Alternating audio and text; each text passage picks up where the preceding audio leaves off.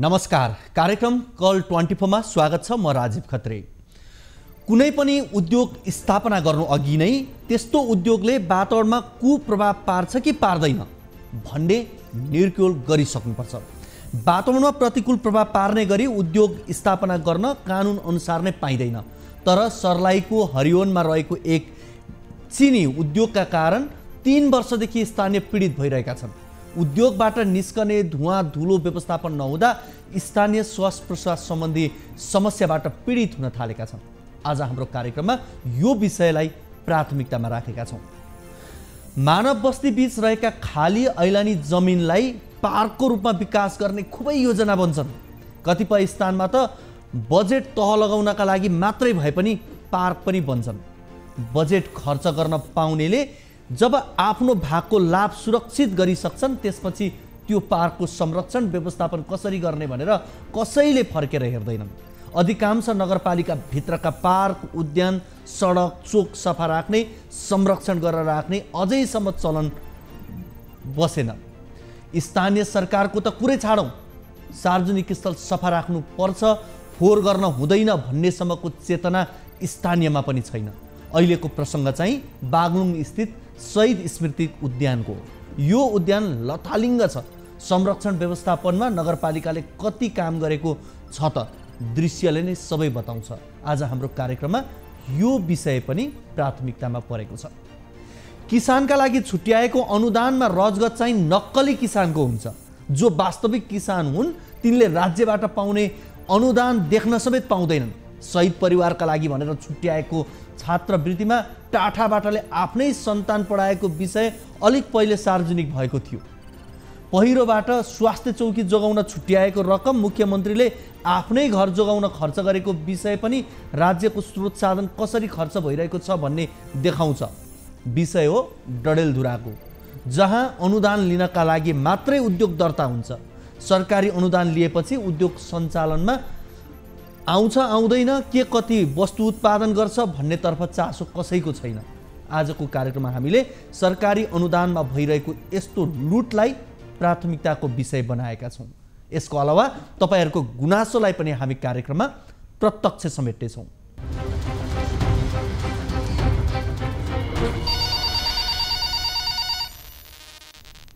दर्शकवृन्द, हामीलाई सम्पर्क गर्नका लागि हाम्रो टोल फ्री नम्बर रहेको छ 166001 12424, एनसीएल नम्बर 980115 72424 र भाइबर नम्बर 9884011011 037 मा हामीलाई कल गरेर समस्या गुनासो कार्यक्रममा राख्न सक्नुहुनेछ। तपाईँले जुन कुनै समस्या जुनसुकै जिज्ञासा कार्यक्रममा राख्न सक्नुहुनेछ। तपाईँले राख्नुभएको समस्याको समाधान र जिज्ञासाको जवाब हामी कार्यक्रममा खोज्ने प्रयास गर्छौँ। लागौँ पहिलो रिपोर्टतर्फ। सर्लाहीको हरिवन नगरपालिका 11 मा रहेको इन्दु शङ्कर चिनी उद्योगको प्रदूषण बढेको भन्दै विगत 3 वर्षदेखि स्थानीय आन्दोलित छन्। उद्योगबाट निस्कने धुवा धुलो व्यवस्थापन नगर्दा आफूहरूलाई श्वास प्रश्वास सम्बन्धी समस्याहरू देखा परेको र दुर्गन्ध बढेको भन्दै स्थानीयले आपत्ति जनाएका छन्। सर्लाहीबाट टिभी जर्नलिस्ट रमेश अधिकारीले पठाएको यो रिपोर्ट हेरौँ।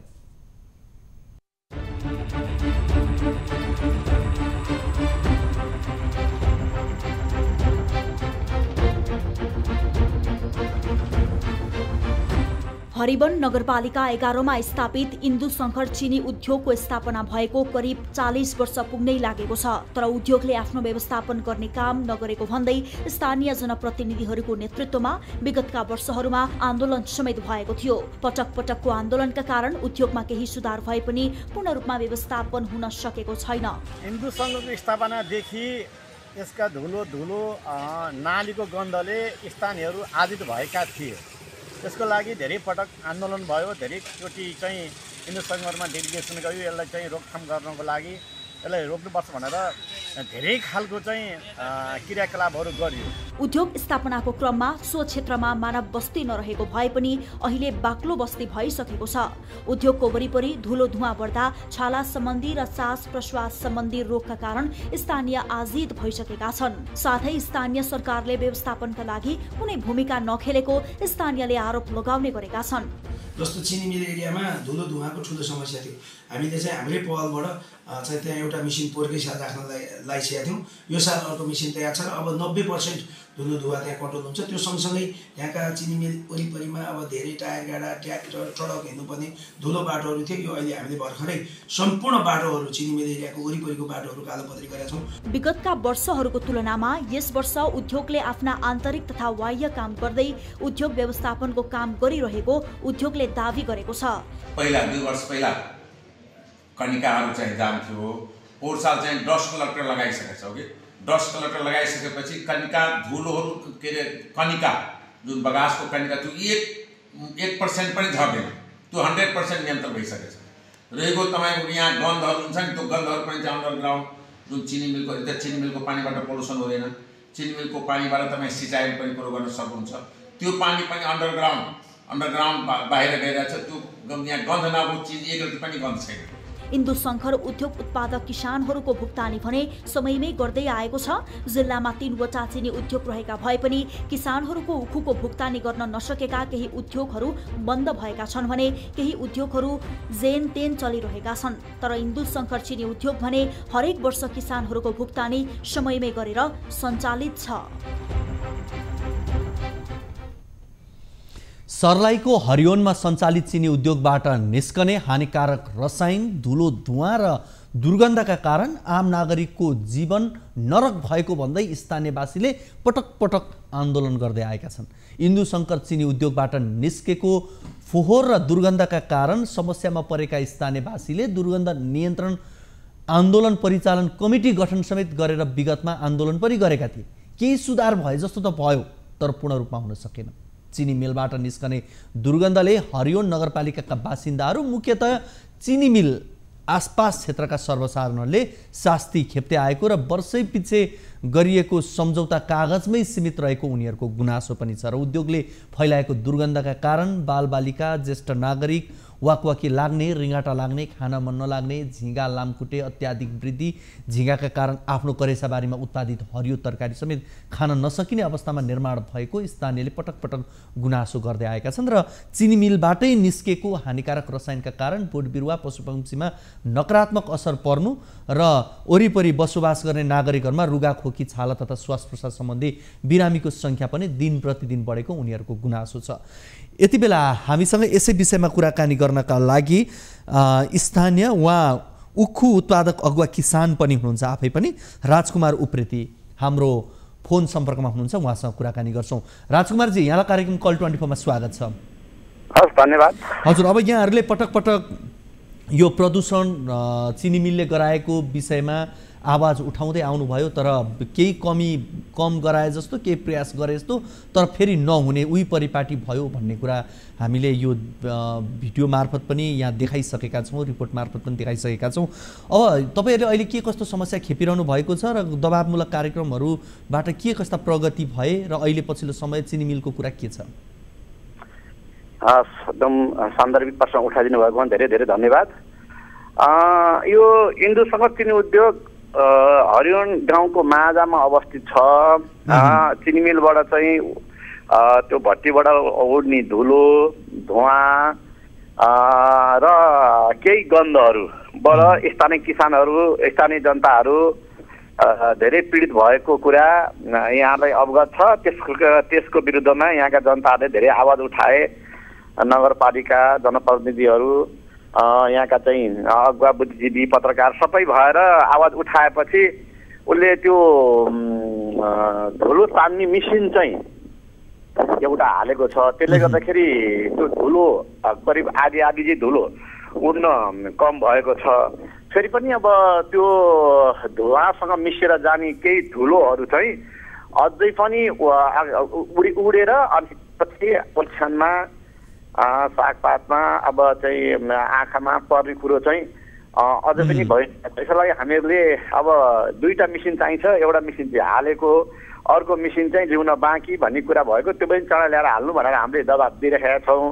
अनि वरिपरिका गन्धहरूको बारेमा पनि त्यो पानीहरूबाट चाहिँ त्यो त्यहाँको चिनी मिलको त्यो जुन निस्केको बगासहरू, त्यो कुहाउने कुराहरू, त्यो ब्रेसमोड कुहाउने कुराहरू गरेर जुन मल बनाएको छ त्यसले दुर्गन्ध फैलिएको छ। त्यो दुर्गन्ध फैलिने काममा त्यो दुर्गन्ध नफैलिकन त्यसको कुनै विधि प्रविधि छ त्यो प्रविधि मिलाएर नफैलिने गरी गर्नुहोस्, होइन भने राम्रो हुँदैन भनेर स्थानीय महिलाहरू, जनताहरू गएर चिनीमेललाई पटक दिएको छ र उसले पनि यो काम चाहिँ गर्छु भनेर प्रतिबद्धता जाहेर गरेको छ। अब मिल खोलेपछि फेरि त्यही सुरु हुन्छ, फेरि मिल बन्द भएको बेलामा फेरि त्यो अलिकति धुलो उड्दैन, 2-3 महिना उड्छ। त्यही भएर हामी पनि अलि अलमलेको छौँ, त्यही पनि उद्योगले नगरेको भन्न चाहिँ मिल्दैन, तर पूर्ण रूपमा चाहिँ गरेको छैन।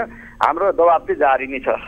अब 3 वर्षदेखि यहाँहरू यो दबाबमा हुनुहुन्छ। हुन त पहिला चिनी मिल थियो त्यहाँ, पछि बस्ती विकसित हुँदै गयो, अब त्यसमा पछि बस्ती भएको हो हुन त। तर पनि चिनी मिलले जुन तरिकाले प्रदूषण कम गराउनका लागि आवश्यक उपकरणहरू जडान गर्नुपर्थ्यो त्यो मात्रै त्यहाँ अपुग भएको हो।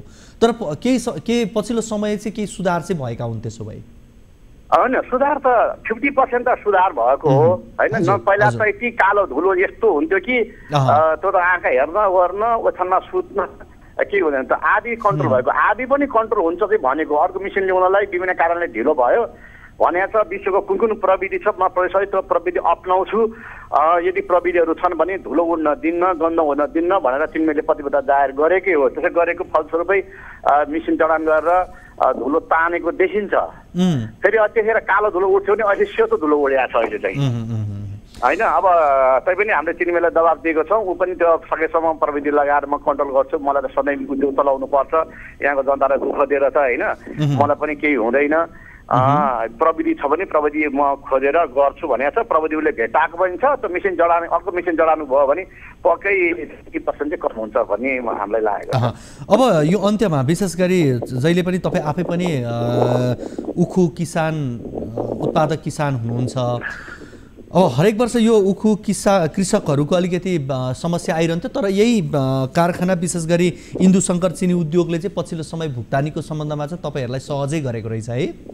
अब यस्तो छ, अब उद्योगहरू कस्तो हुन्छ भने यदि चिनीको मूल्य राम्रो पायो भनेदेखि उनीहरू किसानको चाहिँ भुक्तानी दिन सहजै गर्छन्। किनभने हामी कहिलेकाहीँ के गर्छौँ भने चिनी मिलको चाहिँ यो चिनीको मूल्य अलिक धेरै बढ्यो भने हामी एक्स्ट्रा माग पनि गर्छौँ। किनभने मूल्यमा चिनीबाट चाहिँ उसले धेरै आम्दानी गर्न थाल्यो भने किसानले पनि त्यो हिस्सा पाउनुपर्छ भनेर हामी त्यो पनि आन्दोलन गर्ने गरेका थियौँ। अब अहिले चिनीको मूल्य चाहिँ राज्यले टिपिदिएको छैन, नतोकेको हुनाले गर्दाखेरि चिनीको मूल्य राम्रै छ। चिनीको मूल्य राम्रै भएपछि छिटै भुक्तानी दिएर किसानलाई पन्छायो भने किसानले एक्स्ट्रा माग गर्दैनन् भनेर उसले पनि अलिक छिटै भुक्तानी दिएको छ। एउटा कारण त्यो भयो। अरू कारण चाहिँ उखु त धेरै घट्यो, किसानलाई समयमा भुक्तानी नदिँदाखेरि किसानले चाहिँ उखु रोप्दैनछन् भनेर अहिले यो फागुनमा, माघ फागुनको खेती गर्ने समय हो, यतिखेर चाहिँ छिटै भुक्तानी दियो भनेदेखि किसान खुसी हुन्छन्, फेरि उखु रोप्छन् र उखु बढ्ला भन्ने चाहिँ उद्योग लागेको छ। र इन्दु शङ्कर चिनी उद्योग चाहिँ विशेष गरी भुक्तानी चाहिँ समयमै दिने उद्योगभित्रै पर्छ। तर कहिलेकाहीँ समस्या हुँदा उसले पनि ढिलो नगरेको चाहिँ होइन। अहिले चिनीको मूल्य राम्रो भएको हुनाले गर्दाखेरि र उखु धेरै घटेको हुनाले गर्दा किसानलाई अलिकति पल्काउनको लागि उसले अलिकति चाँचोलाई भुक्तानी चाहिँ गरेको छ। हस्, यहाँको यो समयका लागि यहाँलाई धेरै धेरै धन्यवाद। धेरै धन्यवाद। हामीसँग हुनुहुन्थ्यो स्थानीय राजकुमार उप्रेती। यति बेला हामीसँग इन्दु शङ्कर चिनी उद्योगका प्रमुख प्रबन्धक योगनारायण रजक पनि हाम्रो फोन सम्पर्कमा हुनुहुन्छ, उहाँसँग पनि कुराकानी गरिहाल्छौँ। योगनारायणजी, यहाँलाई कार्यक्रम कल 24 मा स्वागत छ। हजुर, अब हामीले विशेष गरी यो उद्योगबाट हुने प्रदूषणको सन्दर्भमा एउटा रिपोर्ट बजायौँ। हुन त यहाँको बाइट पनि हामीले प्रसारण गरिसकेका छौँ। विगत 3 वर्ष अगाडि जस्तो अवस्था थियो त्यसमा अहिले धेरै सुधार, करिब 50% सुधार भइसकेको भनेर स्थानीयले यहाँले कुराकानीमा बताइ पनि सक्नुभएको छ। तर पनि अझै त्यो 100% प्रदूषण कम गर्नका लागि, अझ भनौँ प्रदूषण त्यो मिनिमाइज गर्नका लागि यहाँहरूको तर्फबाट हुने प्रयास अन्तिम चाहिँ कहिले होला? हाम्रो नगरमा हो कि हाम्रो त यो चिनीमा 27 वर्ष हो कि हजुर, अहिले जुन 3 वर्ष अगाडि यहाँ चाहिँ हाम्रो बगास हो, यहाँ कलिकाहरू खर्थ्यो। अहिले चाहिँ 99-100% चाहिँ भइसकेको छ। अब यहाँले जस्तो यहाँले जुन 99% भनेर भन्दै गर्दा जस्तो धुलो तान्ने मेसिन यहाँहरूले राख्नु भएको छ, तर त्यो धुवासँगै जाने धुलो भने रोकिएन, अर्को मेसिनको पनि आवश्यकता छ भनेर यहाँहरू आफैले पनि भन्नुभएको रहेछ होइन? त्यो अर्को मेसिन चाहिँ कहिले जडान होला भनेर नि?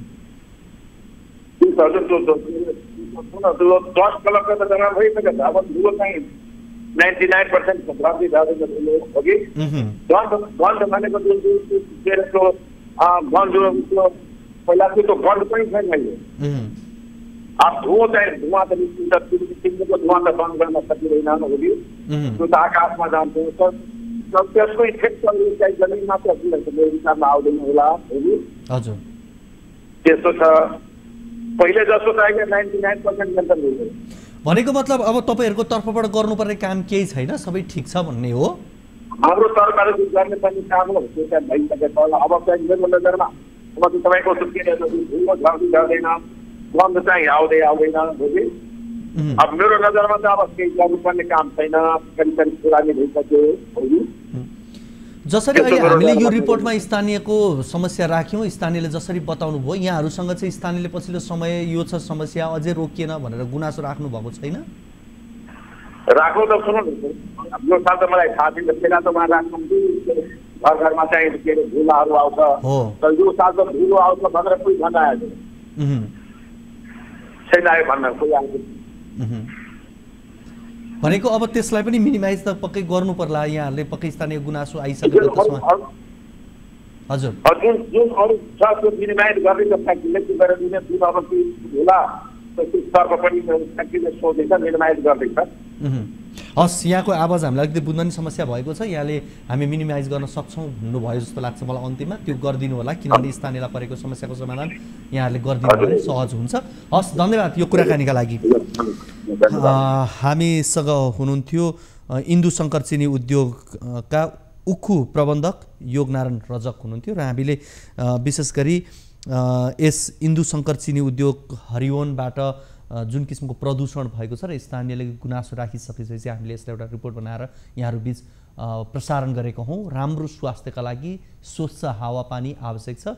नेपालको संविधानले पनि स्वच्छ वातावरणमा बाँच्न पाउने कुरालाई मौलिक हकको रूपमा सुनिश्चित गरेको बेलामा उद्योगले स्थानीय नागरिकको स्वास्थ्यको ख्याल नगरी मुनाफा आर्जन गर्ने र संविधानले गरेको व्यवस्थाले गरेको कानुनको विपरीत उद्योग सञ्चालन गर्दै आएको भए त्यसलाई रोक्न जरुरी छ र भएका कमी कमजोरी सुधार गरेर जानुपर्ने देखिन्छ। हामीले यो सर्लाहीको यो प्रसङ्ग यहाँहरू बीच राख्यौँ। अब लागौँ दोस्रो रिपोर्टतर्फ। बागलुङ सदरमुकाममा रहेको शहीद स्मृति पार्कको अवस्था लथालिङ्ग भताभुङ्ग रहेको छ। बागलुङ नगरपालिकाको मातहतमा रहेको विश्वकै सबैभन्दा लामो झोलुङ्गे पुलसँगै जोडिएको शहीद पार्कलाई राम्रो र व्यवस्थित गर्नेतर्फ सम्बन्धित निकायको ध्यान पुग्न सकेको छैन। दैनिक पुल हेर्न पुग्ने सयौं मानिसले शहीद पार्कलाई पनि नियाल्ने गरेका छन्, तर शहीद स्मृति उद्यान भने उजाड देखिन्छ, जस्तो कि शहीदहरूको सपना बनेको छ। बागलुङबाट टिभी जर्नलिस्ट रामप्रसाद घिमिरेले पठाएको यो रिपोर्ट हेरौँ।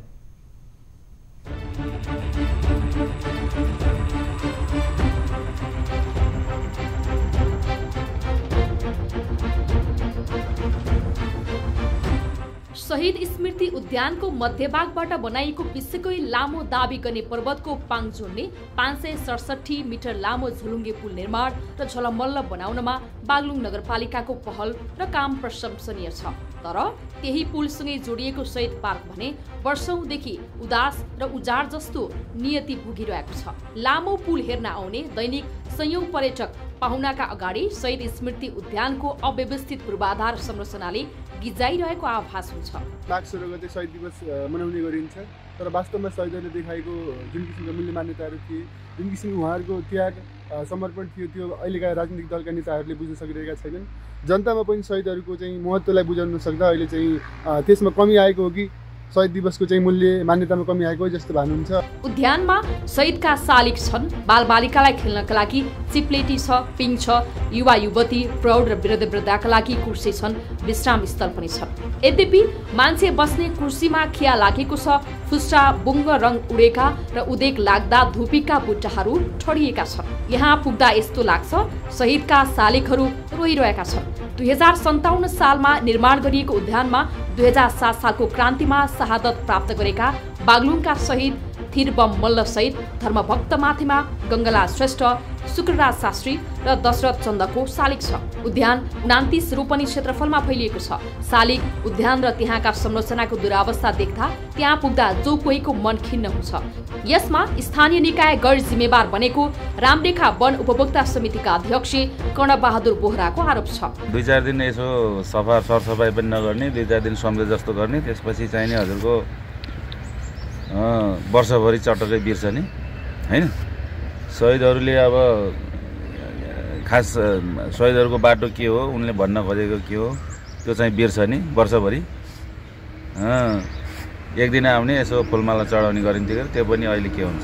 हरेक वर्ष माघ 16 गते हुने शहीद दिवस मनाउँदै गर्दा साँच्ची शहीदले देखाएको बाटोमा हामी हिँडिरहेका छौँ कि छैनौँ भनेर मनन गर्नुपर्ने स्वयं जनप्रतिनिधिहरू नै बताउँछन्। प्रजातन्त्रका लागि राणा शासनदेखि शहीदहरू लड्दै भिड्दै जुन हामीले अहिले प्राप्ति गरेको गणतन्त्रसम्म आइपुग्दासम्म हामीले त्यसको कति रक्षा गर्न सक्छौँ भन्ने जिम्मेवारी अब हाम्रो काँधमा पनि परिरहेको छ। त्यसैले त्यो दिशामा शहीदहरूले देखाएको बाटोमा इमान्दारीपूर्वक, आदर्शपूर्वक र हामीले अगाडि बढाउन सक्ने कुराहरूलाई सक्षम रूपमा अगाडि बढाउन सफल हुनेछौँ। भौतिक संरचना निर्माण, वृक्षारोपणमा लगानी गरिए पनि उचित संरक्षण र व्यवस्थापन नहुँदा लगानी खेर गएको छ। बागलुङ नगरपालिकाले भने पार्कको स्तर उन्नतिका लागि काम भइरहेको दाबी गरेको छ। जनताको इच्छा चाहना अनुसारको एउटा सुशासन हुन्छ, नेपाली जनताको समृद्धि हुन्छ र राष्ट्रियताको समस्याहरू चाहिँ अहिले पनि जिउका तिउ छन्। हाम्रो भूमि मिचिएको छ, अझै पनि विदेशी का अगाडि हाम्रो भूमि लुटिएको छ, यो फिर्ता हुन्छ र आम नेपाली नागरिकहरू विश्वमा एउटा सम्मानपूर्ण चाहिँ जीवन बिताउनका निम्ति जुन अवस्था सिर्जना हुन्छ त्यसप्रति यो परिस्थिति निर्माण भइसकेपछि शहीदहरूको एउटा सम्मानको अवसर प्राप्त हुन्छ भन्ने मलाई लाग्छ। भर्खरै शहीद दिवसका अवसरमा दैनिक रूपमा सयौं आन्तरिक पर्यटक भित्रने विश्वकै सबैभन्दा लामो झोलुङ्गे पुलको नामाकरण गरी पुरस्कृत गरिएको छ। मुक्कै पुलमा रहेको शहीद स्मृति पार्कलाई पनि व्यवस्थित गर्न सके आन्तरिक तथा बाह्य पर्यटक आकर्षित गर्न सकिने थियो कि? आजभोलि दिनमा मात्र होइन, साँझमा पनि झलमल उज्यालो हुन्छ र मानिसहरूको भिड पनि उस्तै। विश्वकै लामो दाबी गरेको छेउकै निर्मित पुलले शहीद पार्क निहाल्ने मानिस दैनिक सयौं हुने गरेका छन्। तर शहीद स्मृति उद्यान भने उजाड देखिन्छ। अहिले देशको पछिल्लो राजनीति, शहीदको सपना र बागलुङ बाङ्गेचौरको शहीद पार्क उस्तै अस्तव्यस्त बनेको स्थानीयको गुनासो छ। यति बेला हामीसँग स्थानीय जोडिनु भएको छ लालबहादुर केसी, उहाँसँग हामी कुराकानी गर्छौँ। लालबहादुरजी, यहाँलाई कार्यक्रम कल 24 मा स्वागत छ।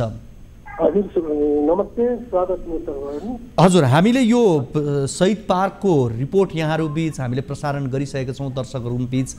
यो पार्क यति लामो समयसम्म बनेको अवस्था भयो, नजिकै त्यति लामो झुलुङ्गे पुल एसियाकै विश्वकै लामो भनेर दाबी गरिएको छ। यो नगरपालिकाको गर्वको विषय पनि हो। तर त्यही नजिकै रहेको यो शहीद पार्कलाई चाहिँ किन अवमूल्यन गरियो होला भन्ने यहाँलाई लाग्छ? धन्यवाद। यो खास वस्तु भने यो रामरेखा सामुदायिक वन अन्तर्गत भित्र पर्छ यो, होइन? हजुर। अब रामरेखा सामुदायिक वन र वडा समिति नगरपालिकाको संयुक्त कार्यक्रम लिएर अगाडि बढाउनु पर्छ जस्तो हामीलाई लाग्छ। यो 567 किलोमिटर यो लामो पुलले पनि हाम्रो पछिल्लो क्षेत्रलाई एकदम योगदान पुऱ्याएको छ। अहिले यस्तो यो पुलको कार्यले पनि पहिला चाहिँ यो कस्तो भने प्रभु बेङले 40 लाखको लगानी गरिरहेको त्यहाँ, होइन? उसले लगानी गर्दाखेरि त्यो स्थिति भएको थियो। पछि पुल निर्माण गर्ने सवालमा चाहिँ सन्दर्भमा चाहिँ अस्तव्यस्त हुन गयो। अहिले वडाको निगरानीमा चाहिँ नगरपालिकाले 2 जना कर्मचारी खटाएको छ। तिनीहरूलाई नै हामीले चाहिँ व्यवस्थापनको जिम्मेवारी दिएका छौँ। हिजो मात्रै हामीले विशेष गरी यहीँको एउटा सङ्ग्रहालयको प्रसङ्ग पनि कार्यक्रममा रिपोर्ट मार्फत देखाएका थियौँ। सङ्ग्रहालयको अवस्था पनि करिब करिब उस्तै अवस्था, जहाँ वन र नगरपालिका बिचकै तालमेल नमिले जस्तो देखिन्थ्यो। यहाँ पनि अवस्था चाहिँ करिब करिब उस्तै हो। हजुर, त्यहाँ पनि त्यस्तै हो। पहिला पनि त्यहाँ कस्तो भनेपछि त्यहाँ अब सङ्ग्रहालय अनि प्लस त्यो पनि सामाजिक वन अन्तर्गत भित्र नै पर्छ त्यो पनि। हजुर। अनि पछि तपाईँको त्यहाँ भएपछि त्यहाँ हामीहरूले पनि त्यहाँ कस्तो छ भनेपछि यो सामुदायिक वन 33 अनि जिल्ला प्रशासन कार्यालय 34 अनि त्यही जुन भनौँ न बन्न लागेको चाहिँ त्यो चाहिँ 33 गत त्यसरी चाहिँ हामीले चाहिँ कार्यक्रममा अगाडि लगिएको थियो। बिचमा चाहिँ अब नगरपालिकाले पनि अलिकति त्यो किसिमका कुराहरू ल्याएको हुँदाखेरि हाम्रो चाहिँ एक आपसमा चाहिँ कोटेसन गर्न पुगेन कि जस्तो लाग्छ। हस्, यहाँलाई यो कुराकानीका लागि धेरै धेरै धन्यवाद। हामीसँग स्थानीय लालबहादुर केसी हुनुहुन्थ्यो। हामीले विशेष गरी बागलुङको यो शहीद स्मृति पार्कको सन्दर्भमा कुराकानी गऱ्यौँ र हामी नगर प्रमुख बागलुङका नगरपालिकाका नगर प्रमुख जनक पौडेलसँग पनि जोडिने प्रयासमा छौँ। लामो पुल हेर्न आउने दैनिक सयौँ पर्यटक पाउनाका अगाडि शहीद स्मृति उद्यानको अस्तव्यस्तता अवस्था र पूर्वाधार संरचनाले गिज्याइरहेको आभास हुन्छ।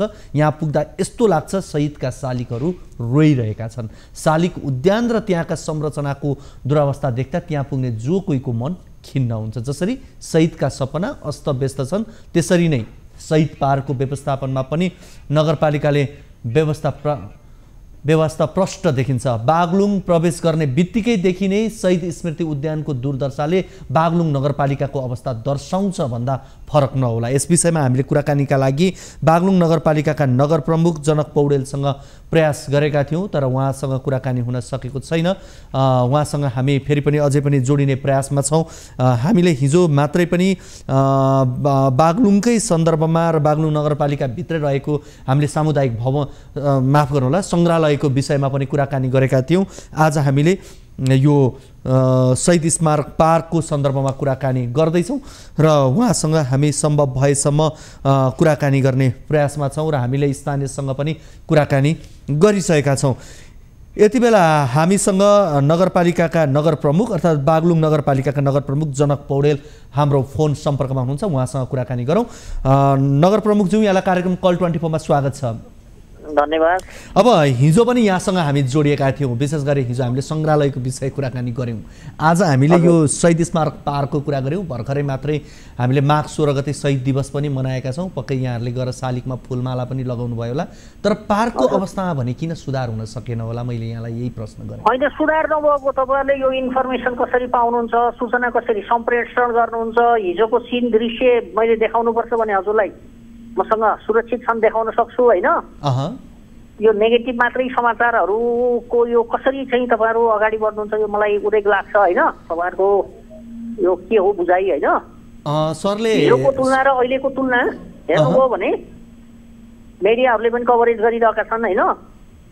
भनेको अत्यन्त झाडी जङ्गलको रूपमा थियो। सुन्नुहोस्, हिजो झाडी जङ्गलको रूपमा थियो। हामीले त्यसलाई झन्डै 70-80 लाख रुपियाँ अहिलेसम्म खर्च गऱ्यौँ। त्यहाँको संरचनाहरू बनाउन, ग्रिनरी पार्क बनाउन अहिले तपाईँ आएर हेर्न सक्नुहुन्छ। त्यहाँ झाडी थियो, जङ्गलहरू थिए, बाँसका दर्जनौँ रुखहरू थिए। सल्लाहका रुखहरूले चाहिँ कुनै पनि बेलामा चाहिँ तपाईँको सब चाहिँ झाडी जस्तो थियो।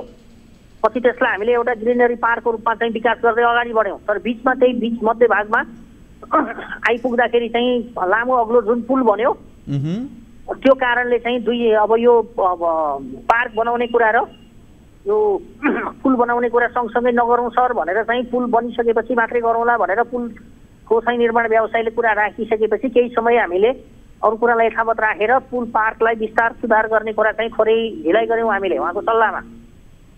दोहोरो पर्छ, सामान हानि नोक्सानी हुन्छ, बनाएको संरचनाहरू पनि हामीले ठुल्ठुला इक्विपमेन्टहरू साधन ल्याउनुपर्छ, काम हुन्छ धेरै भनेर चाहिँ हामीले रोक्यौँ।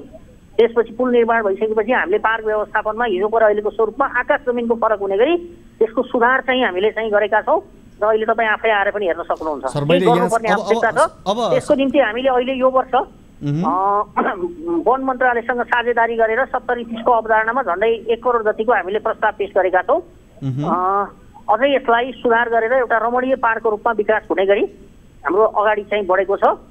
हिजोको पार्कको दृश्य हिजो आर्मी लगाएर, सशस्त्र पुलिस लगाएर, नेपाल प्रहरी लगाएर झाडी जङ्गलको रूपमा परिणत भएकोलाई हामीले एउटा शोभायमान पार्कमा विकास गरिरहेका छौँ। अझै पनि तपाईँहरूको नजर कहाँबाट इन्फर्मेसन पाउनुहुन्छ यो उदेक लाग्दछ तपाईँहरूको यो नगर प्रमुखज्यू यसरी कुरा गरौँ न। सुन्नुहोस् न तपाईँले अविश्वसनीय ढङ्गले गलत सूचनाको आधारमा जुन तपाईँ प्रश्न सुन्नुहुन्छ, फेरि प्रश्न सुन्नुहुन्छ? नगर प्रमुखज्यू प्रश्न सुन्नुहुन्छ? ठिक छ, तपाईँले दाबी गर्न पाउनुहुन्छ, तपाईँले दाबी गर्नुभएको छ, हामीले पनि भिडियो नै देखाइरहेका छौँ होइन? हो, तपाईँले हिजोको दिनमा सुधार गर्नुभयो होला, त्यो हामीले तपाईँले गर्नुभएको छैन यहाँ भन्न खोजेको होइन। हामीले के पनि भनेका छौँ भने तपाईँहरूले बागलुङमा जुन पुल बनाउनु भयो त्यो पुल जसरी बनाउनु भयो त्यो एकदमै राम्रो छ, त्यसको प्रशंसा पनि हामीले रिपोर्टमा गरेका छौँ। मात्रै यति भन्न खोजेको हो कि त्यहाँ सयौं दर्शक पुलमा आउँछन् तर नजिकैको पार्क जुन तरिकाले व्यवस्थित हुनुपर्ने थियो त्यो हुन सकेन भनेर तपाईँलाई प्रश्न गरेको। व्यवस्थित हिजोको ठिक छ, अनि तपाईँले भन्न सक्नुहुन्छ, तपाईँले पाउनुहुन्छ हामीले हिजोको भन्दा यति राम्रो काम गऱ्यौँ भनेर भन्नुहोस् न। तपाईँ अरू किन नजरमा दोष त्यो, किनभने हामीले त भिडियोमै देखाइरहेको छौँ त्यहाँ जुन तरिकाले हुनुपर्ने त्यो काम त हुन नसकेकै हो नि, होइन र? तपाईँ आफै पनि भन्दै हुनुहुन्छ त्यसो होइन हो के भने हिजो जुन अवस्थामा थियो त्योभन्दा अहिले भारी हामी सुधारकै क्रममा छौँ। हिजोको आधारमा भन्दा अहिले धेरै राम्रो सुन्दर चाहिँ पार्क बनेको छ। अझै यसलाई सुन्दर बनाउने कुरामा हाम्रो योजना छ, हामी यसलाई अगाडि बढाउँछौँ। हिजोका दिनमा कुनै एउटा प्रश्न यहाँसँग है, हिजोको दिनमा कुनै एउटा ब्याङ्कले यसमा लगानी गरेर वार्षिक करिब 30-40 रुपियाँ लगानी गरेर काम गर्न खोजेको थियो। 40 रुपियाँ होइन, 30-40 लाख, मैले त्यही भन्दैछु 30-40 लाख। त्यतिखेर यहाँहरूले नै त्यसको संरक्षण नगरिदिएका कारणले त्यो सम्झौता तोडेको पनि सत्य हो नि? होइन, सम्झौता के थियो? सम्झौता त्यस्तो हाम्रो तपाईँहरूसँग सँगै काम गर्ने भनेको थियो, पछि उनीहरूले नजिकैको अर्को नगरपालिकामा काम गरे होइन? त्यो पनि हो नि? कुन मिडियाले? मिडियाले भनेको होइन, कुन नजिकैको अर्को नगरपालिकामा? खोइ त्यो थाहा छैन मलाई, सबै नगरपालिकामा थाहा छैन त्यस्तै त्यो कुरा। तपाईँहरूसँग काम चाहिँ गर्न खोजेको हो नि होइन? कसले काम गर्न खोज्यो? कुनै एउटा ब्याङ्कले हो, ब्याङ्कसँगको चाहिँ सहकार्यमा चाहिँ हामी थोरै काम अगाडि बढाएका थियौँ। उसँग चाहिँ राष्ट्रिय पोलिसी चेन्ज भयो।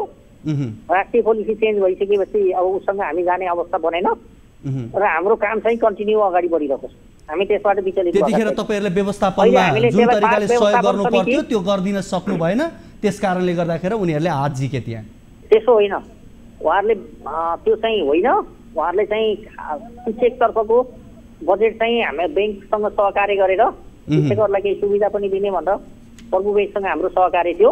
पछि राष्ट्रिय पोलिसीमा नीति के आयो भने सरकारी ब्याङ्क भएको ठाउँमा स्थानीय तहले सरकारी ब्याङ्कबाटै काम गराउनु पर्ने, तर सरकारी ब्याङ्क नभएको ठाउँमा निजी ब्याङ्कहरूसँग पनि सहकार्य गर्ने भनेर भन्यो। र हामी कहाँ सरकारी ब्याङ्क भएको हुनाले नेपाल ब्याङ्क, कृषि विकास ब्याङ्क, वाणिज्य ब्याङ्क भएको हुनाले हामी प्रभु ब्याङ्कसँग सहकार्य गर्न हुन सकिने अवस्था होइन। हाम्रो कारणले होइन, राष्ट्रिय पोलिसीको कारणले होइन। ए भनेपछि पोलिसीको कारणले चाहिँ तपाईँले नगरेको हो? राष्ट्रिय ब्याङ्कले जुन ब्याङ्कहरूप्रतिको पोलिसी चेन्ज गर्यो, पहिला निजी ब्याङ्कसँग पनि सहकार्य गर्ने भनेर आएको थियो, हामीले हातमालो गरेर अगाडि बढायौँ। पछि सरकारी ब्याङ्कहरूले लबिङ गर्नुभयो, सरकारी ब्याङ्कको पैसा बाहिर झिक्नु भएन भनेर। ठिक छ, अब मैले यहाँसँग अन्तिममा मेरो अन्तिम जिज्ञासा यहाँसँग, ठिक छ, यहाँले नजिकै त्यति राम्रो पुल बनाउनु भएको छ, त्यो पार्कलाई पनि तपाईँकै मैले भाषा सापट्टि लिएँ, विगतको भन्दा धेरै राम्रो काम गर्नुभएछ, बनाउनु भएको छ। अझ आकर्षक बनाउनलाई चाहिँ के गर्नुहुन्छ, कहिलेसम्ममा त्यो आकर्षक होला? मैले अघि नै भने हामीले एउटा पार्क व्यवस्थापन समिति भनेर एउटा कार्यविधि बनाएका छौँ, जनस्तरको सबैको सहभागितामा रहोस् भनेर। जनसहभागिता रहेर स्थानीय बुद्धिजीवी, प्रतिष्ठित व्यक्तित्वहरू, वन समिति, समाजसेवीहरू, वन कार्यालयको सहकार्यमा चाहिँ हामीले एउटा पार्क व्यवस्थापन समिति छिटै नै बनाउँदैछौँ। कार्यविधि पास भइसकेको छ। त्यसले निजी क्षेत्रका चाहिँ सरकारवालाहरूसँग पनि हामी सहयोग लिन्छौँ। र अहिले तत्काल हामी वन विभागसँग हामीले प्रस्ताव मागेको थियो, पार्क गिरिडी पार्क, हरियाली पार्क बनाउने र 70-30 को अवधारणामा यो अगाडि बढेको छ। हामीले त्यसमा नियमअनुसार हामीले निवेदन एप्लाई गरेका छौँ। त्यो छनौटको सन्दर्भमा छ। आशा गरौँ हामीले केन्द्रले 70 लाख, हामीले 30 लाख राखेर त्यो साझेदारीमा पार्क डेभलपमेन्ट गर्ने भनेर हामी अगाडि बढेका छौँ। यदि त्यो स्वीकृत भयो भने पनि भयो, भएन भने पनि केही रकम चाहिँ हामीले नगरपालिकाबाट विनियोजन गरेर त्यसलाई अझै राम्रो सुन्दर बनाउने हाम्रो कार्ययोजना छ। हस्, यहाँलाई धेरै धेरै धन्यवाद। हस्, धन्यवाद।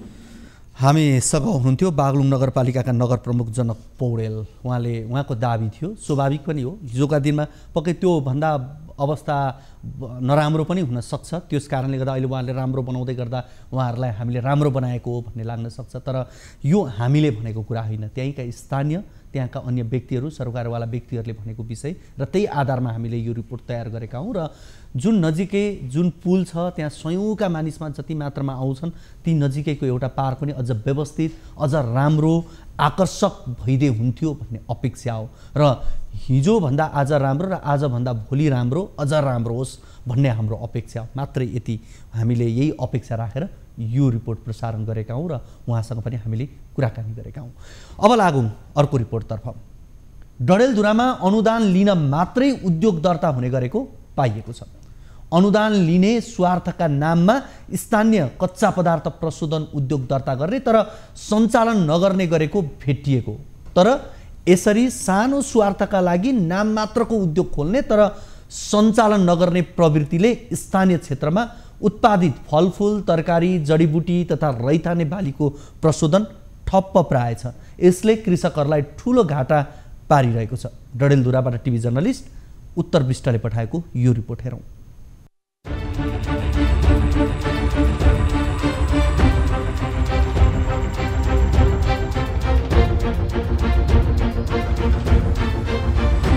डडेलधुरा लगायत छिमेकी जिल्लाहरूमा उत्पादित मौसमी फलफुल प्रशोधन गर्ने उद्देश्यसहित दर्ता गरी सञ्चालनमा आएको एउटा उद्योग हो दोगडा भूमिराज फलफुल प्रशोधन केन्द्र तथा उद्योग। करिब 1 करोड 7 लाखको लगानीमा खोलिएको यस उद्योगमा करिब 50% रकम कृषि ज्ञान केन्द्र डडेलधुराको अनुदान छ।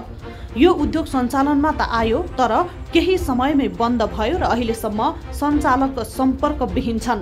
अमरगढी नगरपालिका 3 मा रहेको यो उद्योग सञ्चालनमा आएको 1 महिना नबित्दै बन्द भएपछि अनुदान रकम लिन मात्रै खोलिएको स्थानीयको आरोप छ।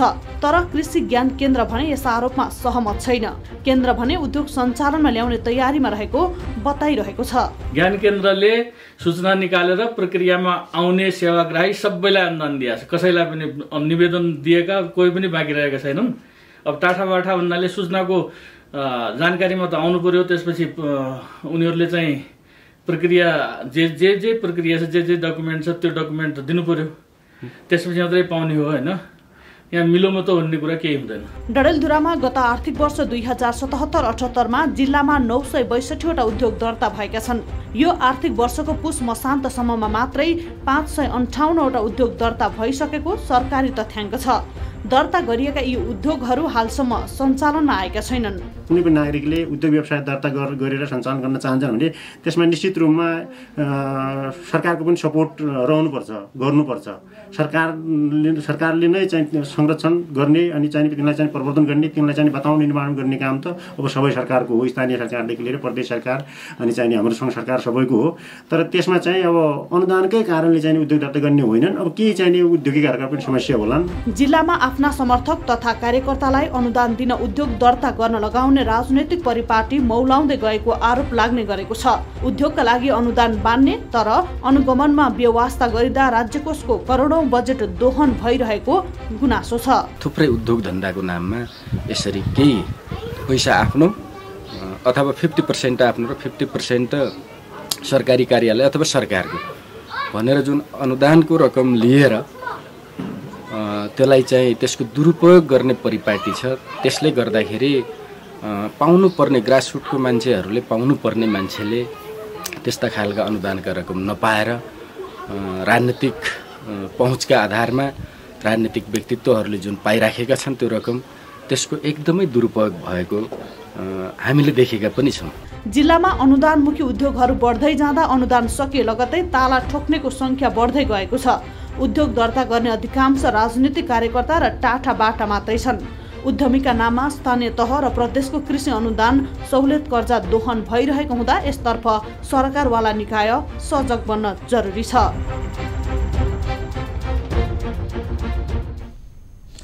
उद्योग दर्ता गर्ने अधिकांश टाठाबाटा मात्रै छन्। उद्योग दर्ता गर्ने प्रक्रिया सामान्य नागरिकको पहुँचमा छैन, जसका कारण उद्योग दर्ता गरेर उद्यमीका नाममा टाठाबाटाले नै स्थानीय तह र प्रदेशको कृषि अनुदान सहुलियत कर्जा कुम्ल्याएको देखिन्छ। निर्वाहमुखी, नाफामुखी र व्यवसाय मैत्री उद्योग भन्दा अनुदानमुखी उद्योग भएकाले कानुन सकि पश्चात उद्योगमा ताला ठोक्नेको संख्या बढ्दै गएको छ। आफ्ना कर्मचारीलाई अनुदान दिन उद्योग दर्ता गर्न लगाउने उपलब्धि नखोज्ने, अनुगमन निरीक्षण नगरेकै कारण राज्यकोषको करोडौं बजेट दोहन भइरहेको छ, जुन डडेलधुरामा दर्ता भएका अधिकांश उद्योग कृषि फर्म, कृषि औजार, कुटानी, पिसानी उद्योगहरू रहेका छन् र ती दर्ता हुन्छन्, कतिपयले अनुदान लिन्छन् र कहाँ जान्छन् त्यो उद्योगले काम गरेको छ कि छैन कसैलाई थाहा छैन। यो एउटा डडेलधुराको प्रतिनिधि समस्या हो। यस्तो समस्या अन्य जिल्लाहरूको पनि रहेको छ। यति बेला हामीसँग यही विषयमा कुराकानी गर्नका लागि स्थानीय मोहन भण्डारी हामीसँग जोडिनु भएको छ। उहाँ शिक्षक पनि हुनुहुन्छ। मोहनजी, यहाँलाई कार्यक्रम कल 24 मा स्वागत छ। धन्यवाद सर, धन्यवाद। हजुर, हामीले यो डडेलधुरामा अनुदान लिने मात्रै उद्योग दर्ता सञ्चालन हुने गरेको पाइएको प्रसङ्गको एउटा रिपोर्ट प्रसारण गऱ्यौँ। वास्तवमा यस्तो अवस्था त्यहाँ कस्तो किसिमको छ, यहाँले कसरी निहाल्नु भएको छ, एकचोटि बताइदिनुहोस् न। सर, यसो यो अब डडेलधुराकै सन्दर्भमा नभएर देशमै पनि यस्तो कुराहरू थुप्रै ठाउँमा पाइयो। अब डडेलधुराको सन्दर्भमा म बसेको ठाउँमा नै एकजना कुन त्यो दार्चुलाका ललित मोहन भट्टले नै एउटा जुस फ्याक्ट्री भनेर खोलिराखेका थिए, हामीले पनि देख्यौँ। तर त्यो निर्माण भइसकेपछि 1 दिन या 2 दिनसम्म त्यो सञ्चालनमा आयो। त्यसपछि त्यो अनुदानको नाममा त्यो रकम कुम्ल्याउने उद्देश्य रहेछ भन्ने कुरा पछि सुन्नमा आइयो। र त्यसैले चाहिँ अब यो खालको राजनीतिक पहुँचको आधारमा यदि अनुदान दिने र ती राजनीतिक व्यक्तित्व हुन् या अथवा तिनीहरू पहुँचको आधारमा पाउने हुन् भनेदेखि अलिक गरिखाने वर्ग र केही गरौँला भन्ने खालका मान्छेले कहिले पनि यस्तो खालको अनुदान नपाउने भए। र यसले गर्दाखेरि यो राज्यको जुन सम्पत्ति छ अथवा जनताको करबाट आएको पैसाको एकदमै दुरुपयोग भएको हामीले देख्नमा पाइयो सर। यहाँले दोगडा भूमिराज फलफुल प्रशोधन केन्द्रको कुरा गर्नुभएको हो? एकदम सर। हजुर, अब तपाईँले थाहा पाए अनुसार कति रकम उसले लियो र छोड्यो त तपाईँलाई जानकारी छ? सर, मैले त्यसमै सुनेको आधारमा त्यहाँको कृषि ज्ञान केन्द्रका रामचन्द्र भट्टज्यूकै भनाइअनुसार भन्नुपर्दाखेरि 50% चाहिँ ती दोगडा केदार त्यो प्रशोधन केन्द्रको ललित मोहन भट्टको होइन सर, बाँकी 50% चाहिँ कृषि ज्ञान केन्द्र डडेलधुराको रहेछ। ए हजुर। र त्यसमा मैले सुनेकै आधारमा 1 करोड 7 लाखको लगानी रहेछ अरे त्यसमा। हजुर। र अब त्यति साह्रो लगानी लगाइसकेपछि कमसेकम त्यो उद्योग चल्यो भनेदेखि त यहाँ नजिकको फलफुल भयो, नजिकको फलफुल उत्पादन केन्द्र उत्पादन गर्ने मान्छेले पनि कमसेकम एउटा उचित मूल्य पाउँथ्यो होइन। अब केही रोजगारको अवसर पनि हुन्थ्यो होला। अब त्यो नभएर यहाँ त के देखियो भनेदेखि अब पहुँचका आधारमा त्यो अनुदान पाउने अनि त्यसपछि 15-20 लाख हामीसँग स्थानीय हुनुहुन्थ्यो मोहन भण्डारी हुनुहुन्थ्यो। उहाँसँग फेरि पनि हामी जोडिने प्रयासमा छौँ। विशेष गरी अनुदान लिने उद्योगहरू थपिने क्रम बढेपछि डडेलधुरामा उपलब्धि शून्य जस्तो देखिएको छ। जुनसुकै सरकार आए पनि कृषि क्षेत्रलाई उच्च प्राथमिकतामा राखेर धेरै बजेट विनियोजन हुने गरेका छन् र सरकारले किसानलाई अनुदान पनि दिएको हुन्छ र वर्षेनी हजारौँ युवाहरू कृषि पेसामा आएका पनि छन्। कृषि उद्योग दर्ताको तथ्याङ्कले भने किसानहरूका लागि आएका कार्यक्रम किसानसम्म पुग्न अझै धेरै कुनुपर्ने देखाउँछ।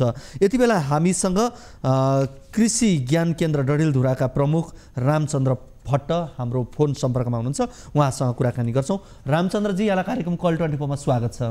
हजुर, धन्यवाद, नमस्कार। हजुर, अब हामीले यो डडेलधुरामा अनुदान लिन मात्रै उद्योग दर्ता गर्नेहरूको सङ्ख्या बढ्यो भनेको हामीले यो जानकारी पायौँ र त्यही रिपोर्ट पनि केही स्थानीयहरूले आरोप पनि लाउनु भएको रहेछ।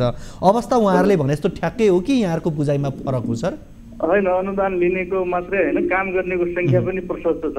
हजुर, काम गरिरहेछन्। अनुदान लिएर काम नगरी हामी भुक्तानी दिने अनुदान दिने काम चाहिँ हुँदैन। अब कुनै ठाउँमा एकाध मान्छेहरू अब 1 वर्ष सञ्चालन गर्ने त्यसपछि बन्द गर्ने अथवा काम नगर्ने प्रवृत्ति यदाकदा कहिलेकाहीँ फाटफुट्ट देखिन्छ। त्यो तर त्यत्तिकै कसैलाई चाहिँ कुनै पहुँचको आधारमा, भनसुनको आधारमा कुनै बायसनेस गरेर अनुदान दिने चलन चाहिँ छैन। भनेको तपाईहरुको तर्फबाट त्यस्तो कुनै उ छैन, तर बदमासी गर्ने केहीले चाहिँ बदमासी गरे जसले यो प्रश्न उठायो। त्यो त छ हामी अनुगमन गर्न धौधौ परिरहेछ हैन। कस्तो भन्दाखेरि अब प्रक्रियामा आएपछि कसलाई दिने कसलाई नदिने भन्ने कुरा हुँदैन। प्रक्रियामा आइसकेपछि हामीले हाम्रो कार्यविधि बमोजिम जो प्रक्रियामा आउँछ, जो क्राइटेरिया मिट गर्छ उसलाई चाहिँ के अरे निर्णय गर्नुपर्ने नै हुन्छ। त्यो हाम्रो अब कार्यविधिको ले तोके बमोजिमको एउटा बाध्यता पनि भयो हैन। कसले गर्छ गर्दैन भन्ने कुरा त्यत्तिकै ठ्याक्कै अनुमान गर्न सकिने कुरा पनि हुँदैन।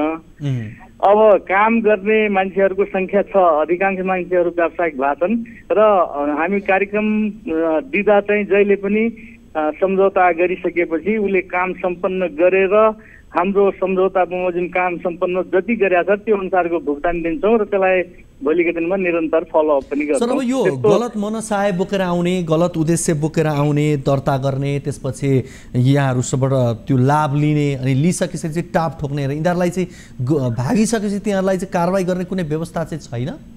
यस्तो छ, अब हामी सम्झौता बमोजिम सम्झौतामा सबै कुराहरू शर्त राखिएको हुन्छ र सम्झौतामा लेखिए बाहेक पनि यो सम्झौतामा भएका कुराहरू यही सम्झौता बमोजिम र अन्य कुराहरूको हकमा नेपाल सरकारको प्रचलित कानुन बमोजिम हुनेछ भन्ने कुरा जो बुँदा लेखेका हुन्छौँ हामीले, त्यो बुँदा अनुरूप अब दीर्घकालीन योजनाका रूपमा सञ्चालन भएका अथवा उद्योगका रूपमा स्थापना भएका कुनै उद्योगहरू हाम्रो नर्म्स बमोजिम र सम्झौता बमोजिम काम नगर्ने अवस्था देखिएको छ भने तिनीहरूलाई पहिले सुरुमा हामी टेलिफोन मार्फत सामान्य कुराकानी मार्फत पनि तपाईँहरू गर्नुहोस् भन्छौँ। अझै त्यस्तो भएन भने भोलिको दिनमा पत्राचार गरेर कारवाही गर्ने दिशातर्फ पनि अब निर्देशालय मन्त्रालयको निर्देशन प्राप्त गर्ने दिशामा हामी जान्छौँ। जस्तो हामीले यहाँ सुरुमै रिपोर्टमा पनि भन्यौँ, एउटा उद्योग जुन चाहिँ दोगडा भूमिराज फलफुल प्रशोधन केन्द्र भनेर दर्ता भएको थियो, यो एउटा प्रतिनिधि उदाहरण है। फेरि यही मात्रै यो नै, यसलाई नै हामीले मुख्य बनाउन खोजेको होइन। यस्तै अन्य उद्योग जुन चाहिँ नर्म्स विपरीत काम गर्ने यहाँहरूको नजरमा परेको अहिले देखिएको भनौँ कति देखिएका छन् त्यस्तो? छैन डडेलधुराको सन्दर्भमा कुरा गर्दा एउटा त्यो मात्रै असफलै नभनौँ, अहिले भन्न मिल्ने खाले छैन। त्यो चाहिँ स्ट्रक्चरहरू बनेको छ, पूर्वाधार स्थापित छ, मेसिनहरू छ हैन, सम्झौता भएको छ उसँग, उसले काम गर्न सुरु पनि गरेको हो। अब उद्योग सञ्चालन गर्ने सन्दर्भमा कहिलेकाहीँ उद्योगपतिहरूलाई केही समस्याहरू, अब उनको व्यक्तिगत रूपमा मैले टेलिफोन पटक गर्दा उनले चाहिँ यही ऋणका समस्याहरू, ऋण मेरो एप्रुभ भइरहेको छैन, त्यो हुने बित्तिकै बाँकी सञ्चालन गर्ने कुराहरू गर्छु भन्ने सन्दर्भमा पनि कुरा गर्नुभएको थियो। अस्ति मात्रै पनि फेरि त्यो ग्यालेक्सी K4 को पत्रकार आउनुभएको थियो, त्यो क्रममा पनि मैले त्यसलाई फोन गरेको थिएँ। त्यसले चाहिँ त्यति बेला मेरो 92 वर्षको आमा एकदमै मरणासन्न अवस्थामा पुग्नु भएको छ। म चाहिँ उहाँको सेवा उसमा लागिरहेको छु। अब फागुन 1 गतेदेखि सुरु गर्छु भनेको अवस्था भएपछि अब फागुन 1-2 गतेसम्म पर्खेर त्यसपछि उहाँलाई पत्रचार गर्ने र मन्त्रालय निर्देशनालयलाई चाहिँ हामी गोदार दिएर अब उताबाट निर्देशन प्राप्त गर्ने दिशामा पनि हामी गर्नेछौँ। अब त्यसलाई चाहिँ अलिकति अब कुनै अरू कारण पनि हुनसक्छ, विभिन्न तरिकाले हाइलाइट पनि गरिएको छ। त्यति साह्रो त्यो नगर्ने नै होइन, त्यहाँ स्ट्रक्चर बनेको छ, पूर्वाधारहरू स्थापना भएको छ भने उनको पनि आखिर लगानी छ, त्यहाँ त 50% त उनको लगानी पनि छ, उनको पैसा पनि त्यत्तिकै डुब्ने त हो यदि काम गरेन भने त। त्यसैले काम गर्नुहुन्छ जस्तो मलाई लागिरहेको छ। अब अहिले तपाईँले यो वर्ष, यो आर्थिक वर्षको मात्रै कुरा गरौँ न, यो आर्थिक वर्षमा कति उद्योगी व्यवसायीहरू उनीहरूलाई यो सहुलियत, कर्जा, ऋण भनौँ, अनुदान भनौँ उपलब्ध गराउनु भयो? अब अहिले ठ्याक्कै यति भनेर त भन्न सकिँदैन। हाम्रो कार्यक्रम फेरि यस्तो हुन्छ, त्यो उद्योग भनेको त्यस्ता त्यो हामी कृषि ज्ञान केन्द्र डडेलधुराका प्रमुख रामचन्द्र भट्टसँग कुराकानी गर्दै थियौँ। उहाँसँग फोन काटिएको छ, करिब उहाँसँग कुरा हाम्रो यिनै थिए। हामी मोहन भण्डारी पनि हुनुहुन्छ, उहाँसँग चाहिँ हामी थोरैमा अन्त्यमा कुराकानी गर्छौँ। लगभग यो कुराकानीलाई हामी अनि त्यसपछि यहीँ टुङ्ग्याउँछ। मोहनजी, हजुर तपाईँले रामचन्द्र सरको कुरा सुन्नुभयो है? एकदम थप्नुपर्ने केही छ उहाँको कुरामा, केही भन्नुपर्ने? नै सर, अब धेरै कुरा त छैन। अब मैले छोटकरीमा भन्नुपर्दा के हो भनेदेखि जसरी अब त्यस्तो व्यवसाय गर्ने मान्छेहरू पहिला त अब पुँजीपति नै हुने भए। हजुर। अब हाम्रो बुझाइमा र समाजमा थुप्रै अब त्यो अहिले हजुरले भन्नुभयो उहाँ त एउटा प्रतिनिधि पात्र मात्र हो। थुप्रै अब हामीले पनि सुन्नमा आएका छौँ अब राजनीतिक पहुँचको आधारमा त्यो एउटा छुट्टै पाटो भयो कृषि ज्ञान केन्द्रसँग समेटिएको। माछा पालन बाख्रा पालनदेखि लिएर लाखौँ करोडौँ पैसा राज्यको उम्ल्याउने होइन सर? हजुर। एकचोटिलाई त्यो अब फर्म सम देखाउने अनि त्यसपछि त्यो फोटो सोटोहरू सबै देखाइसकेर अब उद्देश्य प्राप्त भइसकेपछि कतिपय पैसाको दोहन गर्ने भन्ने किसिमको जुन सुन्नमा आइएको देख्नमा आइएको छ र त्यो राम्रो भएन भन्नु खोजेको र अब मैले स्थानीयको हिसाबले हामी त खुसी थियो एकदमै। हस् सर, यहाँको यो महत्त्वपूर्ण समय र संवादको लागि यहाँलाई धेरै धेरै धन्यवाद। हस् धन्यवाद सर। हजुर, हामीसँग हुनुहुन्थ्यो स्थानीय मोहन भण्डारी, त्यसै गरी कृषि ज्ञान केन्द्र डडेलधुराका प्रमुख रामचन्द्र भट्ट हुनुहुन्थ्यो। हामीले विशेष गरी डडेलधुरामा अनुदान लिन मात्रै उद्योगहरू दर्ता हुने गरेको जुन प्रसङ्ग र केहीले बदमासी गरेको यो प्रसङ्ग यहाँहरू बिच राख्यौँ। कार्यक्रममा अब भने तपाईँहरू फोन गर्न सक्नुहुनेछ, आफ्नो समस्या गुनासो कार्यक्रममा राख्न सक्नुहुनेछ र जसका लागि हामीले केही नम्बरहरू यहाँहरूका लागि छुट्याएका छौँ। टोल फ्री नम्बर रहेको छ 1660 01 12 424, त्यसै गरी एनसेल नम्बर 98 015 72 424 र भाइबर नम्बर रहेको छ 98 84 01 10 37। यसमा हामीलाई कल गर्न सक्नुहुनेछ। तपाईँलाई भाइबर या फोन जुन माध्यम सजिलो लाग्छ त्यही माध्यम उपयोग गर्न सक्नुहुनेछ र त्यही माध्यम मार्फत आउन सक्नुहुनेछ। मात्रै तपाईँले आफ्नो समस्या गुनासो कार्यक्रममा राख्न सक्नुहुनेछ र हामीले यी दिएका माध्यमहरू मार्फत यहाँहरू आउनुहोला। हामी दर्शकहरूसँग पनि जोडिने प्रयासमा छौँ। कार्यक्रम कल 24 विशेष गरी हामी आम दर्शकहरूकै समस्या गुनासोमाथि केन्द्रित रहेर कुराकानी गर्छौँ र यी आज हामीले उठाएका विषयहरू पनि हामीले आम स्थानीय व्यक्तिहरू जो आम दर्शक हुनुहुन्छ उहाँहरूकै समस्यामाथि केन्द्रित रहेर कुराकानी गर्ने। उहाँहरूले नै भन्नुभएको आधारमा कतिपय रिपोर्टहरू पनि हामीले तयार गरेका हुन्छौँ र तपाईँहरूले फोन गरेर भन्नुहुन्छ र हामीलाई यो समस्या छ, यो अवस्था छ, सामाजिक समस्या या तपाईँले भोगेको दिएको समस्याहरू हुन्छन्, त्यो विषयमा रहेर हामीले रिपोर्टहरू प्रसारण गर्छौँ। हामीले भन्ने गरेका छौँ तपाईँले जुन कुनै समस्या जुनसुकै जिज्ञासा कार्यक्रममा निर्धक्कसँग राख्न सक्नुहुनेछ। तपाईँले यस्तै किसिमको समस्या राख्नुपर्छ, यस्तै तपाईँको जिज्ञासा हुनुपर्छ भनेर हामीले कहिले भन्दैनौँ। तपाईँले आफूलाई लागेको समस्याहरू र आफूले भोगेको देखेको समस्याहरू राख्न सक्नुहुनेछ। तपाईँले राख्नुभएको समस्या एउटा प्रतिनिधि समस्या पनि हुन्छ। तपाईँ जस्ता अन्य धेरै दर्शकहरू, अन्य धेरै व्यक्तिहरूले पनि त्यस्तै किसिमको समस्या भोगिरहेको हुनसक्छ र तपाईँको समाधान खोज्दै गर्दा अन्यको पनि समाधान हुन सक्छ। त्यस अर्थले पनि हामी आग्रह गर्छौँ, तपाईँलाई बारम्बार भन्छौँ समस्या राख्नुहोस्, प्रश्न गर्नुहोस्, हामी सम्बन्धित निकायसम्म जवाफ पुर्याउने प्रयास गर्छौँ र यो पनि तपाईँ र हाम्रो सामूहिक सहभागितामा हुन्छ र हामीले कुनै पनि रिपोर्टहरू प्रसारण गरिसकेपछि विशेष गरी हामी सम्बन्धित स्थानीय प्रभावित व्यक्तिहरूसँग कुराकानी गर्छौँ र त्यसपछि हामी सम्बन्धित निकायसँग कुराकानी गर्छौँ र यो कार्यक्रममा हामी ठुला अन्य राजनीतिक विषयहरूमा रहेर कुराकानी गर्दैनौँ। हामी तपाईँले भोगिरहेका देखिरहेका सामाजिक या तपाईँले भोगिरहेका व्यक्तिगत कुनै पनि समस्याहरूमाथि केन्द्रित रहेर हामीले कुराकानी गरिरहेका हुन्छौँ र कार्यक्रममा हामीले दिएका नम्बरहरूमा तपाईँले यही समयमा मात्रै फोन गर्नुपर्छ भन्ने पनि छैन, अन्य समयमा पनि फोन गर्न सक्नुहुनेछ र आफ्नो समस्या गुनासो कार्यक्रममा राख्न सक्नुहुनेछ। कार्यक्रम अवधिमा हामीलाई फोन गर्नुभयो भने तत्काल जवाब खोज्ने प्रयास त गर्छौँ नै। हामी कार्यक्रमको भन्दा अन्य समयमा तपाईँले फोन गरेर आफ्नो समस्याहरू टिपाउन सक्नुहुनेछ र तपाईँले टिपाउनुभएका समस्याहरूलाई हामी क्रमशः आगामी कार्यक्रमहरूमा राख्दै जान्छौँ। आज हामीले केही दर्शकहरूको फोन लिने प्रयास गरेका थियौँ तर समय अभावले गर्दा आज हामीले अन्य दर्शकहरूसँग भने हामीले कुराकानी गर्न सकेनौँ। भोलिको कार्यक्रममा हामी अन्य विषयहरूसहित तपाईँहरूसँग कुराकानी गर्न आउनेछौँ। तपाईँको समस्या जिज्ञासा अभिव्यक्तिहरूलाई हामी कार्यक्रममा लिनेछौँ। आजको कार्यक्रमको निर्धारित समय सकिसकेको छ। हवस् त, बिदा दिनुहोस्। नमस्ते।